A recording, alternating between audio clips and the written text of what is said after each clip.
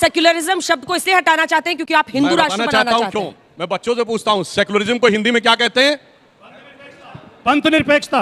और आप लोग धर्म निरपेक्षता कहते हैं। हमेशा आपने धर्म निरपेक्षता सुना होगा, मुझे पता था। अब सुनिए, अब मैं बताना चाहता हूं, क्यों थोप रहे हो आप हम पे? हम तो पंथ निरपेक्ष। सुनिए, अरे एक बार अपने नेता का पंथ निरपेक्षता दिखाई होगा। धर्म निरपेक्ष शक्तियों को एक करना है, धर्म निरपेक्ष को एक करना है। अब सुनिए, बारी-बारी से। अब मैं बताना चाहता हूं, क्योंकि सेक्युलरिज्म शब्द का दुरुपयोग हुआ, इसीलिए अडवाणी जी ने सूडो सेक्युलरिज्म कहा था। यह देश धर्म निरपेक्ष नहीं हो सकता, क्योंकि लोकसभा के स्पीकर गलत कह रहे हैं। ये देश धर्मनिरपेक्ष है और हो सकता है। अब देखिए, अभी आप इनसे कह रहे थे पॉइंट रेज, अभी आप बोल रहे थे, अब देखिए आ गया जरा सा कमजोर पॉइंट आ गया आगे बीच में। संविधान विरोधी बात कर रहे हैं। अब सुनिए, मैं बताना चाहता हूं, भाई देखिए गलत बात है, आपका पॉइंट हो गया ना, अब सुनने दीजिए मुझे। अरे भाटी जी अपनी जगह पे, भाटी जी जगह पे। अरे कैमरा बताएंगे बच्चों को, कैमरा आप जहां भी रहेंगे लग जाए पीछे। धर्म से हटना नहीं है, सभी धर्मों को बराबर नजर से देखना है। अब सुनिए, अगर ये देश धर्म निरपेक्ष नहीं है तो हिंदू धर्म है, हिंदू पंथ मजहब नहीं है। और 1995 का सुप्रीम कोर्ट का जजमेंट कहता है Hindu is way of life. फिर क्यों हिंदू को सांप्रदायिक कहते हैं? बताइए, हिंदुत्व को सांप्रदायिक नहीं कहते। अब मैं बताना चाहता हूं, लोकसभा स्पीकर के पीछे, पीठ के पीछे क्या लिखा है? धर्म चक्र प्रवर्तना है, सारी संसद धर्म के चक्र के लिए। अशोक का चक्र जो हमारे संसद, हमारे ध्वज के ऊपर है, वो सारनाथ का धर्म चक्र है। और सुप्रीम कोर्ट के एम्बलम पे लिखा है या तो धर्म ततो जया, ये धर्म प्राण देश है। इन्होंने सेक्युलरिज्म की आड़ में इसे धर्म निरपेक्ष करने का प्रयास किया। अब मैं बताना चाहता हूं, संविधान में समाजवाद, सेक्युलरिज्म और हिंदू तीनों ही शब्द इसलिए नहीं रखे गए क्योंकि तीनों भारत की पहचान है। सिर्फ हिंदू ही समाजवादी है। कैसे? सिर्फ मंदिरों में आपको भंडारा मिलता है और लंगर मिलता है। बताइए दुनिया में कौन से दूसरे मजहब के केंद्र जहां फ्री का खाना मिलता हो? यह है समाजवाद। सुनिए, हमारे यहां जब हम दुनिया की सबसे बड़ी इकोनॉमी थे, 35% जीडीपी था, तब हमारे लोग क्या दिखाते थे? विजय केवल लोहे की नहीं, धर्म की रही धरा पर धूम। भिक्षु होकर रहते सम्राट, दया दिखलाते घर घर घूम। सम्राट त्याग करके आते थे, यह समाजवाद था। और सुनिए, सर्वपंथ संभाव क्या होता था? सिर्फ हिंदू धर्म में है, क्योंकि इसमें कन्वर्जन जैसी कोई चीज नहीं है। जिसे एक पंक्ति में कहना चाहूंगा, होकर स्वतंत्र मैंने कब चाहा मैं कर लूं जग को गुलाम। मैंने तो सदा सिखाया है करना अपने मन को गुलाम। गोपाल राम के नामों पर कब मैंने अत्याचार किया? कब दुनिया को हिंदू करने घर घर में नरसंहार किया? कोई बतलाए काबुल में जाकर कितनी मस्जिद तोड़ी? भूभाग नहीं शत मानव के हृदय जीतने का निश्चय। हिंदू तन मन हिंदू जीवन, रग रग हिंदू मेरा परिचय। आपने इसको कलंकित करने का प्रयास किया। इसलिए हिंदू, समाजवाद और सेकुलर, ये तीनों बाबा साहब अम्बेडकर समझते थे। और 400 पार हुआ। सुनिए, मनुस्मृति की बात करते हैं। 400 पार हुआ और शाहबानो केस में शरिया संविधान से ऊपर हो गई।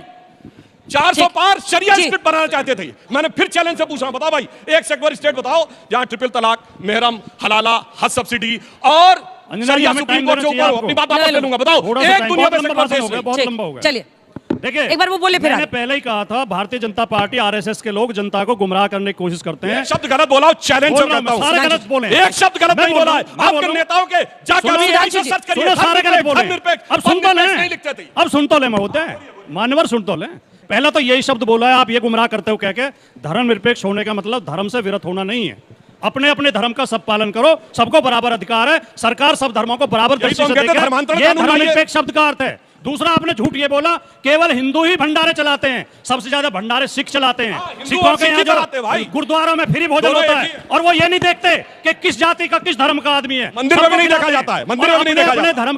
अपने अपने धर्म के में सब काम करते हैं। ये कहना ही, चर्चों में भंडारे दिखाओ। अब आप बोलने नहीं दे रहे, बोलने नहीं दे रहे। चर्चों में बताओ, मंदिर में कहां भंडारा? अब आप बोलने नहीं दे रहे।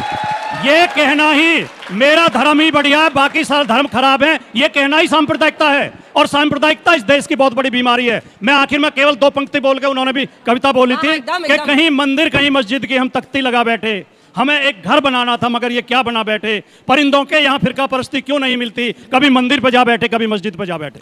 तो ये जो सांप्रदायिकता है, ये कोई बहुत बढ़िया चीज नहीं। सुनिए, इनके परिंदे जानते कैसे होते थे? वो उड़ते थे और एकदम हिंदू शहर में, हिंदू लोकेलिटी में, अयोध्या के बीच में जाके एक जगह बैठते थे, कहते थे ये मेरी मस्जिद। बाल काट रहे हैं लोगों के, आपके परिंदे बाल काट रहे हैं। उस पर भी तो नजर डाल लो। फिर सुनिए, अचानक काशी विश्वनाथ में वो परिंदे जाके कहते थे ये मेरी मस्जिद है। भाई ये परिंदे के साथ बलात्कार किया गया, आपके परिंदों ने किया। अब सुनिए, आप बोल चुके ना, बिल्किस बानो के साथ क्या किया? भाई आप बोल चुके ना। और इमराना के साथ क्या हुआ था? इनकी सरकार थी, एक मुस्लिम लड़की थी इमराना, उसके ससुर ने उससे बलात्कार किया, तो मौलवी ने फतवा दे दिया कि अपने ससुर की पत्नी और पति की और औकात नहीं थी कि बोल दे। अरे छोड़िए। और बिल्किस बानो, सुनिए, हमारे और इनके परिंदे में क्या अंतर है? इनके परिंदे थे शांति के कबूतर और हमारे परिंदे हैं गुरु गोविंद सिंह के बाज।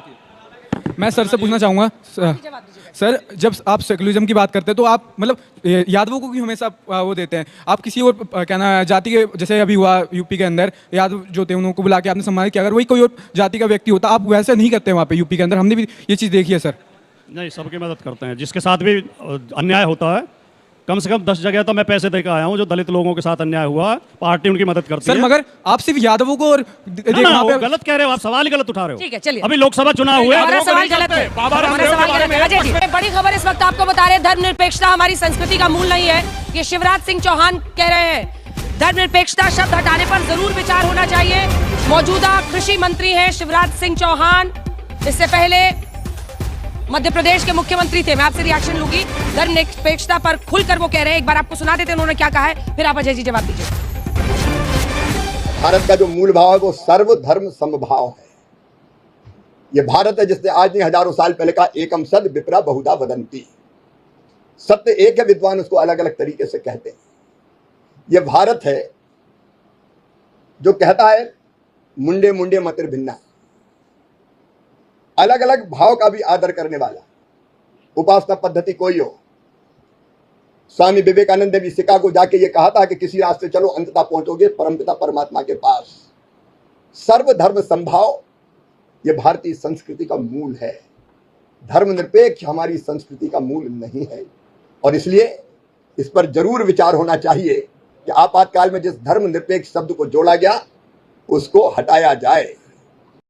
धर्मनिरपेक्षता शब्द को हटाने पर अब शिवराज जी भी कह रहे हैं, तो सीरियस लग रहा है मामला। अजय जी, स्पष्ट दिख रहा है कि किस तरह से भारत के संविधान पर प्रश्न लगाने का प्रयास है और ये मुखौटा लगातार इनका खुलकर के सामने आ रहा है। एक एक करके देखिएगा, जैसे जैसे अभी चुनाव आएगा, ये हिंदुइज्म और हिंदू धर्म के समर्थक नहीं है, ये हिंदूवादी वैसे लोग जो सिर्फ मार काट करके, हिंसा करके और विचार को लेकर कहीं ना कहीं प्रश्न लगाने का बात करते हैं। क्या है हिंदू धर्म? हिंदू धर्म सर्वधर्म संभाव की बात अभी कह रहे थे भाई साहब की होता है। सर्वधर्म संभाव क्या है? इस देश की संस्कृति, इस देश का इतिहास, इस देश की जो विविधता में एकता है वही है। उस पर भी यदि आप प्रश्न लगा रहे हैं, क्या कर रहे हैं लगातार अभी डिबेट में, इतने देर के डिबेट में आप मुस्लिमों पर प्रश्न, कभी क्रिश्चियन पर प्रश्न, क्या है ये? यही दिखाता है कि आपका जो है चरित्र ही एक काकी है। आप सबको लेकर चलने की बात कर ही नहीं सकते क्योंकि आपने यही सोचा है, यही आपके पद्धति में आया है और यही आपको शिक्षा दीक्षा मिली है। दूसरी बात धर्मनिरपेक्षता पर प्रश्न लगा रहे हैं, वो धर्मनिरपेक्षता पर नहीं, इस देश के संविधान पर लगा रहे हैं। इस देश के 140 करोड़ लोगों ने जो इस देश को बनाने में आगे बढ़ाया उस पर प्रश्न लगा रहे हैं और इतनी उनको तकलीफ है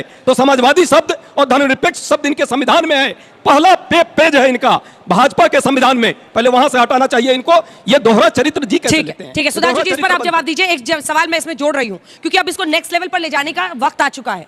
क्या बिहार, क्योंकि संविधान और संविधान को बदलना आपको बहुत भारी पड़ा था, क्योंकि लल्लू सिंह और कई सारे आपके नेता थे जिन्होंने यूपी में उठाया था, तो क्या अब आपको लग रहा है कि बिहार में उसी संविधान में धर्मनिरपेक्षता वाले शब्द को हटाकर आप ध्रुवीकरण की पॉलिटिक्स की शुरुआत कर रहे हैं? मेरा प्रश्न सीधा और सीरियस है या बस ऐसे इधर से उधर खेलते रहेंगे? किसी को हटाने की बात नहीं है। धर्मनिरपेक्ष शब्द हटना चाहिए, पंथ निरपेक्ष होना चाहिए, जो वाकई ट्रांसलेशन है, जो ऑफिशियल लॉ मिनिस्ट्री का ट्रांसलेशन है कांग्रेस के रिजीम में, वो पंथ निरपेक्ष है, मगर धर्मनिरपेक्ष शब्द प्रयोग किया जाता है। वैसे अब मैं बताना चाहता हूं, अब आपने बोलिए सर धर्मनिरपेक्ष जानते क्या होता है? मैं क्यों कह रहा हूं सिर्फ हिंदू होता है? अभी कुंभ मेला हुआ, 66 करोड़ लोग आए, जात बिरादरी तो छोड़ दीजिए, 50 लाख विदेशी आए। दुनिया में बताइए कोई आपको गैर मुस्लिम दिखेगा जो कहे मुझे हज की यात्रा करनी है? कोई गैर क्रिश्चियन कहेगा वेटिकन करना है? और अगर वो कह दे तो उससे कहा जाता कन्वर्ट हो जाओ। 50 लाख विदेशी आए, किसी से कहा गया कन्वर्ट हो जाओ? ये होता है सरपंच संभाव।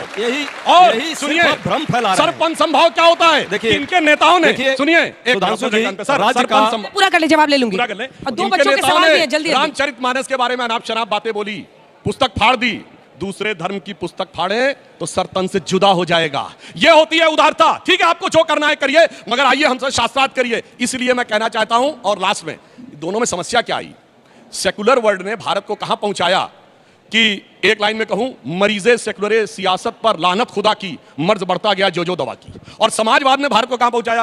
आपको तो ध्यान होगा सर, आप ही के समाजवादी कवि थे अदम गोंडवी, उन्होंने समाजवाद के अंदर जो बुराइयां आ गई इतनी जल्दी, उससे दुखी होकर लिखा था कि काजू बुना है प्लेट में, विस्की गिलास में, उतरा है रामराज यों विधायक निवास में। और उनका शब्द आगे, पक्के समाजवादी हैं तस्कर हो या डकैत, कितना असर है खादी के उजले लिबास में। तो समाजवाद और सेकुलरिज्म दोनों कहां पहुंचा है और राष्ट्रवाद आज कहां पहुंचा है?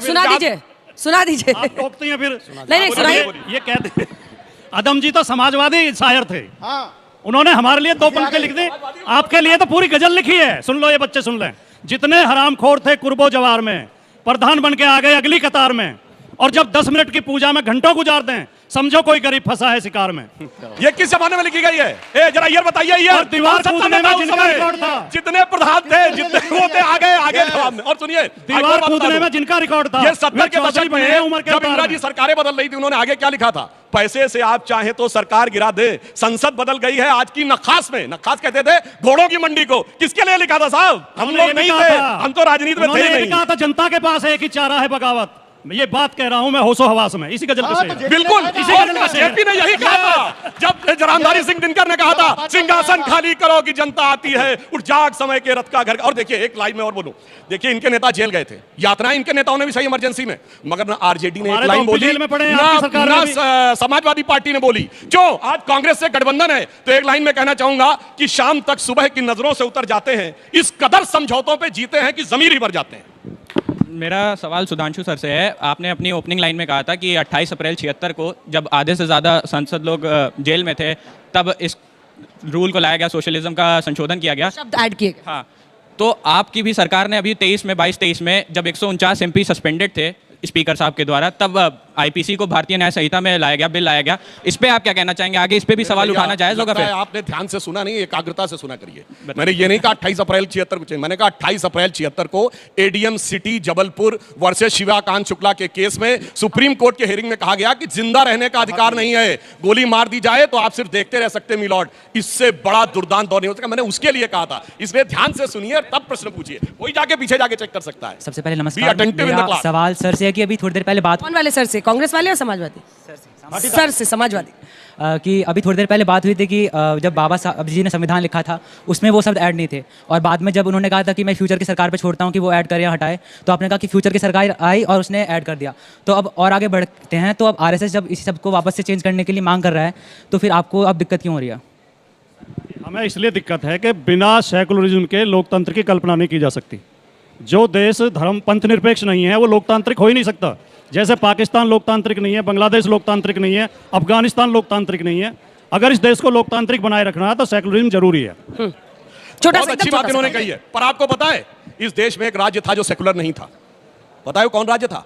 1976 में 42वां संविधान संशोधन जो हुआ, तो जम्मू कश्मीर को धारा 370 के तहत अधिकार था कि जब तक उसकी विधानसभा उसे अंगीकार नहीं करेगी, उसकी विधानसभा ने 6 साल का कार्यकाल अंगीकार किया, सेकुलर वर्ड को अंगीकार नहीं किया।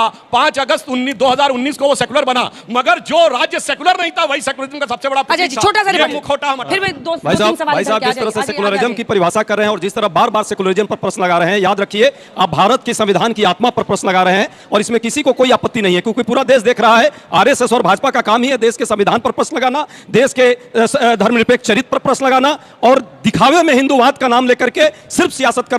चुनाव बिहार का आ रहा है, इसलिए सारे नाटक नौटंकी चल रहे हैं। सच्चाई यह है कि इनकी सरकार 78 में जब थी उस समय चाहते तो संविधान संशोधन में इसको चेंज कर देते। आरएसएस कभी भी इस देश के संविधान को नहीं मानती है, न देश के तिरंगे को 2002 तक मांगनी थी, आज भी वो चाहते हैं। हसबोले जी का नाम मैं कहता हूं, वो होश में बोले, वो होश में कभी नहीं बोलते, इसीलिए वो देश के संविधान पर प्रश्न लगा रहे हैं। और मैं पुनः कहता हूं, ये देश की जनमानस, देश का गरीब, देश का दलित और किसान, नौजवान या महिलाएं कभी भी इस देश के संविधान से कोई भी समझौता नहीं करेगी। ये जितना भी चिल्ला ले और जितना भी प्रश्न लगा ले। मेरा सवाल सुधांशु सर से है। उन्होंने अभी अटल जी की पंक्तियों से अपनी बातों का समापन करा था पहले, तो मैं ये कहना चाहता हूँ कि अटल जी ने तो कहा था कि if India is not secular, India is not India at all. Atal Bihari Vajpayee ji ने तो ये भी कहा था कि चूंकि इस देश में हिंदू 82% है, और अगर हिंदू ये सोचता है कि हिंदू के कुछ विशेषाधिकार होने चाहिए, तो ये हिंदू के सोचने का तरीका है। अगर ये देश सेकुलर है तो आरएसएस और बीजेपी की वजह से नहीं है। क्या आप अटल जी की इस बात को जस्टिफाई करते हैं? बिल्कुल सही आपने कहा। आरएसएस और बीजेपी आज उस मूल हिंदुत्व के विचार के एकमेव संवाहक है भारत की राजनीति में, और यह देश सिर्फ इसलिए सेकुलर है क्योंकि यह देश हिंदू है। इसलिए जिस इलाके में हिंदू कमजोर पड़ गए, कश्मीर में सेकुलरिज्म खत्म हो गया। सुनिए, मल्लापुरम एक जिला है केरल का जहां 70% मुस्लिम हो गए। 2013 में जाके चेक करिएगा, वहां की पंचायत ने, जिला परिषद ने प्रस्ताव पारित कर दिया कि लड़कियों की शादी की उम्र पूरे केरल में ही नहीं, मल्लापुरम में 16 साल कर दी जाए, चूंकि मुस्लिम बाहुल्य हो गया है। बताइए, भाई आपने उसको एक्सेप्ट कर लिया केरल की सरकार ने जून 2013, कोई जाके चेक करे। फिर सरकार ने जब विरोध हुआ तो 1 महीने बाद उन्होंने उसको विड्रॉ किया। यानी ये दर्शाता है सिर्फ जहां पर हिंदू मेजॉरिटी में है वहीं पर सेकुलरिज्म है। अच्छा, एक मुस्लिम देश बताइए सेकुलर हो, बताइए 57 में मुस्लिम देश बताइए सेकुलर, बताइए नाम बताइए ना। अरे इस देश के संविधान बताइए नाम। इस देश का संविधान ही और इस देश की लोकतांत्रिक चरित्र ही है कि आप इस देश के संविधान पर लगातार प्रश्न लगा रहे हैं, इस देश के सांस्कृतिक एकता पर प्रश्न लगा रहे हैं, हिंदू मुस्लिम को आपस में बंटवाने का काम कर रहे हैं, कभी मॉब लिंचिंग की बात करते हैं, कभी गाय और गोबर की बात करके देश के लोगों को भरमा रहे हैं। तो दोस्तों, आज का डिबेट यहीं पर समाप्त होती है। डिबेट के ऊपर आपकी राय जरूर कमेंट करें और आपकी ओपिनियन हमारे साथ शेयर करें। अभी तो सिर्फ शुरुआत है, अगली वीडियो में गोदी मीडिया का एक और चेहरा सामने लेकर आएंगे जिसे छुपाया गया था। मत भूलिए सब्सक्राइब करके हमारे साथ बने रहिए। तो दोस्तों, मिलते हैं नेक्स्ट वीडियो पे, तब तक के लिए take care yourself, take care of your family, bye bye.